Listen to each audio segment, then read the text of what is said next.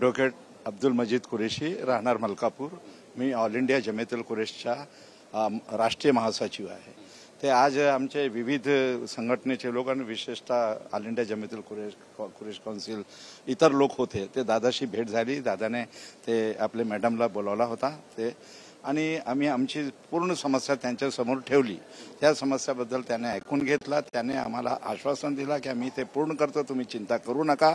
आणि आम्ही तुमचे जे जे काय समस्या आहे, मोटर व्हेकल ॲक्टची असेल, महाराष्ट्र ॲनिमल प्रिझर्वेशन ॲक्टची असेल, आणि नवाब मलिक हे सुद्धा ते नवाब मलिक साहेबांनी पुढाकार घेतला.